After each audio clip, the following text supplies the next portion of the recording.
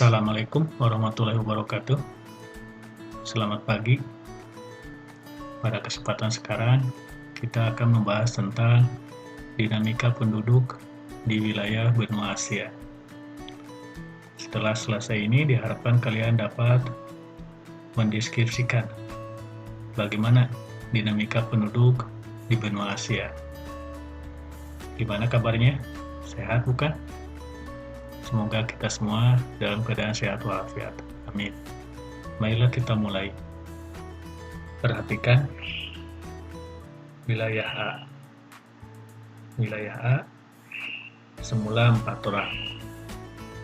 Tapi lambat laun terus bertambah, terus bertambah, terus bertambah. Sekarang lihat wilayah B. Semula 3 orang, terus bertambah, dan terus bertambah. Dan akhirnya menjadi 6 orang. Wilayah A ada 11 orang. Tapi tiba-tiba wilayah B bertambah. Karena ada yang pindah dari wilayah A ke wilayah B. Tidak lama kemudian, wilayah B berkurang lagi, karena ada yang pindah dari wilayah B ke wilayah A. Sekarang lihat, perhatikan oleh kalian. Di wilayah A, berapa jumlah yang laki-laki, berapa yang perempuan? Di wilayah B, berapa yang laki-laki, berapa yang perempuan? Dan berapa anak-anaknya di wilayah A. Begitu pula di wilayah B. Itulah yang dinamakan dengan dinamika penduduk. Jadi, apa yang maksud dengan dinamika penduduk? Bagus. Jadi, dinamika penduduk adalah perubahan keadaan penduduk suatu wilayah atau suatu negara, baik dari segi jumlah penduduknya, komposisi penduduknya, persebaran penduduknya, dan yang lainnya. Baiklah, sekarang kita lihat bagaimana dinamika penduduk di benua Asia. Berdasarkan data dari World Population Dataset, bahwa ada 3 negara di Asia yang memiliki penduduk yang besar, yaitu Cina, India, dan Indonesia. Perhatikan data berikut. Dari data tersebut, kita bisa mengetahui Cina berada di urutan teratas dengan jumlah penduduk 1.378.000.000. India di urutan kedua dengan jumlah 1.329.000.000. Dan Indonesia berada di urutan keempat dengan jumlah 259 juta. Kemudian perhatikan data berikut. Coba perhatikan lagi. Ada beberapa negara dari benua Asia yang termasuk ke dalam 15 besar berpenduduk banyak pada tahun 2019. Betul. Ada 8, yaitu negara Cina, India, Indonesia, Pakistan, Bangladesh, Jepang, Filipina, dan Vietnam. Itulah tentang jumlah penduduk di benua Asia. Selanjutnya, kita lihat tentang komposisi penduduk di benua Asia. Coba kalian perhatikan data berikut. Apa yang kalian bisa ungkapkan dari data tersebut? Bagus. Data tersebut menggambarkan tentang komposisi penduduk di Asia berdasarkan usia. 67% penduduk Asia merupakan penduduk yang produktif. Artinya, pada masa ini masih siap untuk bekerja dan berkarya secara optimal. Sekarang coba hitung berapa penduduk di Asia yang produktif jika jumlah penduduk keseluruhannya sebesar 4.397.000.000. Oke, untuk berikutnya kita lihat tentang laju pertumbuhan penduduk di benua Asia. Perhatikan data berikut. Di sana ada tulisan pertumbuhan penduduk. Apa yang dimaksud dengan pertumbuhan penduduk? Bagus. Pertumbuhan penduduk adalah perubahan jumlah penduduk di suatu wilayah atau suatu negara dalam setiap tahunnya. Sebagai misal, Indonesia memiliki pertumbuhan penduduk sebesar 1,45%.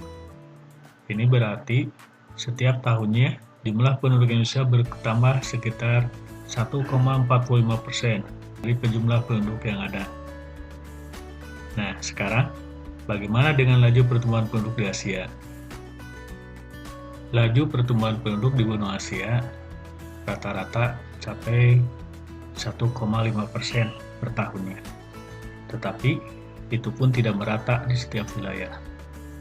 Sebagai misal, di negara Yaman, Suriah, Arab Saudi, Laos, dan Yordania, pertumbuhan penduduk setiap tahunnya sangat tinggi, yaitu di atas 2,5%. Nah, itulah tentang pertumbuhan penduduk di benua Asia. Selanjutnya kita lihat tentang bagaimana kualitas penduduk di benua Asia. Perhatikan peta berikut. Ya, peta ini memberikan gambaran kepada kita tentang kualitas penduduk di masing-masing wilayah didasarkan kepada IPM atau Indeks Pembangunan Manusia. Apa itu IPM? IPM atau Human Development Index atau HDI merupakan gabungan dari indikator angka harapan hidup sejak lahir, angka pendidikan, dan angka pendapatan per kapita. Jika suatu negara memiliki IPM yang tinggi, maka penduduk negara tersebut menunjukkan angka harapan hidup yang lebih panjang. Pendidikan yang tinggi, paling tinggi sampai kepada perguruan tinggi, dan pendapatan per kapita yang lebih tinggi. Bagaimana dengan penduduk di Asia? Sebelumnya, kita lihat dulu peta ini. Peta ini menunjukkan tentang IPM manusia di belahan dunia. Yang warna hijau, dari mulai hijau tua sampai hijau muda, itu menunjukkan tinggi dan sangat tinggi. Yang kuning, itu menunjukkan sedang. Yang coklat sampai coklat tua itu menunjukkan rendah. Kemudian yang merah sampai ketua-tuaan, coklat tua, itu menunjukkan sangat rendah. Sekarang kita lihat tentang benua Asianya. Berdasarkan indikator IPM, kualitas penduduk Asia ternyata bervariasi. Sejumlah negara di Asia memiliki kualitas yang tinggi, sedangkan sebagiannya masih berkualitas sedang dan rendah. Di antara yang memiliki kualitas yang tinggi, yaitu adalah Jepang, Korea Selatan, Singapura, Brunei, Cina, dan Saudi Arabia. Sedangkan negara-negara yang lainnya masih berkategori sedang, termasuk di Indonesia. Dan yang memiliki IPM yang rendah itu adalah Nepal. Itulah tentang kualitas penduduk di benua Asia.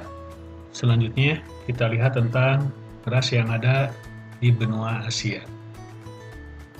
Berdasarkan rasnya, penduduk benua Asia terdiri atas 3 ras utama, yaitu ras Mongoloid, ras Kaukasoid, dan ras Negroid. Dan inilah secara umum pembagian ras-ras tersebut.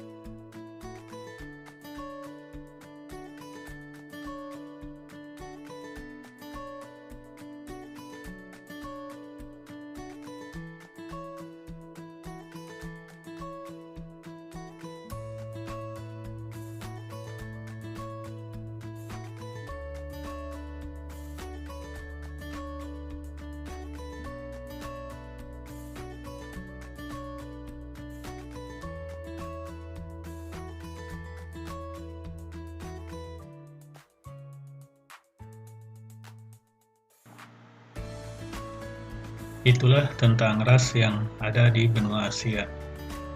Untuk selanjutnya, kita lihat tentang budaya yang ada di sekitar benua Asia.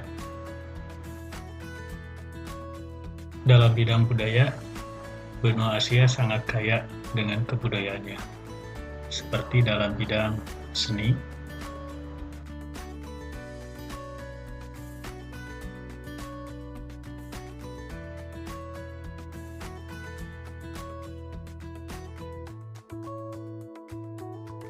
dalam bidang arsitektur, musik, sastra, gaya hidup, filsafat, dan yang lainnya.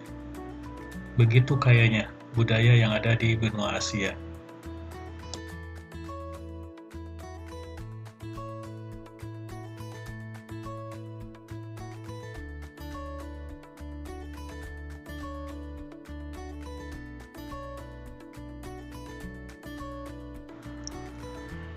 Selain itu, benua Asia merupakan tempat kelahiran berbagai macam agama dan kepercayaan, seperti agama Islam, Hindu, Buddha, Taoisme, Shinto, dan yang lainnya. Itulah tentang budaya-budaya yang ada di benua Asia. Selain itu, di benua Asia terdapat beberapa keajaiban dunia, di antaranya seperti Tembok Besar Cina, Candi Borobudur di Indonesia, dan Taj Mahal di India. Itulah sekilas tentang dinamika penduduk di benua Asia. Mudah-mudahan bermanfaat. Amin. Terima kasih. Assalamualaikum warahmatullahi wabarakatuh. Selamat pagi.